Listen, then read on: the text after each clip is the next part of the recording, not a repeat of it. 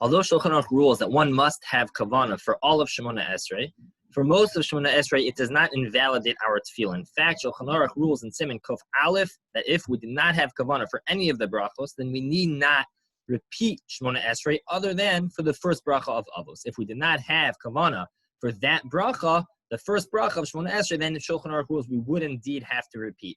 Now, why is the first bracha more significant? According to the Mishnah Berurah, it is because the first bracha is Shevach of Hashem, it is praise of God, and therefore it would be inappropriate and insincere for us to praise Hashem with our minds on something else. As a result, the Steipler recommends, based off of this logic, as well as different wordings in the Gemara and how to understand it too in depth for our conversation right now, but he writes that if one did not have Kavanah for the first bracha, then they should regather their mind and try to focus on the bracha of Modim especially, as it touches on many of the same praises and points of the first bracha of Shemoneh Esrei. However, the Ramah writes that today this will no longer be the case because we are so distracted today.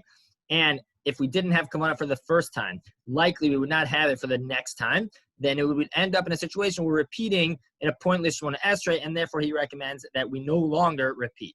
Nevertheless, we see two realities which are worthwhile noting. First is that there is tremendous halachic significance, especially for the first bracha of Shemoneh Esrei, that we have Kavanah. So we should do everything we can to try to prepare ourselves in such a way.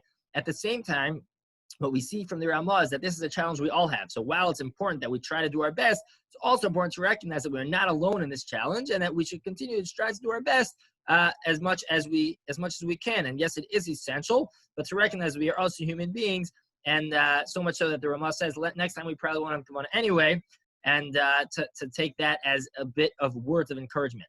When we say Kavanah, what do we mean? So the Mishnah Berurah quotes from the Chayei Adam that it means the basic Perush Hamilim, the meaning, basic understanding of the words, which he uses a call to action that we should make sure to educate ourselves to understand at least the first bracha, the basic level of the words, what they mean, if we don't already.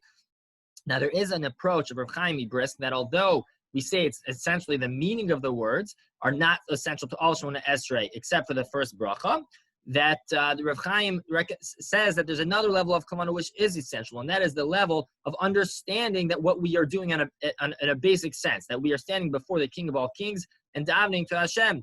However, the Rav Chaim Brisk actually says would invalidate our entire Shemoneh Esrei. However, the Chazon Ish and others did not agree with this. So the bottom line is we should try to have Kavanah on as many levels as possible for as long as we can, especially for the first bracha. If not, at the end of the day, we would not repeat it. Perhaps one advice would be, like the Steipler says, to try to then have extra Kavanah for Modim, but to remember that this is an ongoing struggle, that if we don't get him this time, we'll get him next time, but that it really is an essential part of our tefillah. Have a fantastic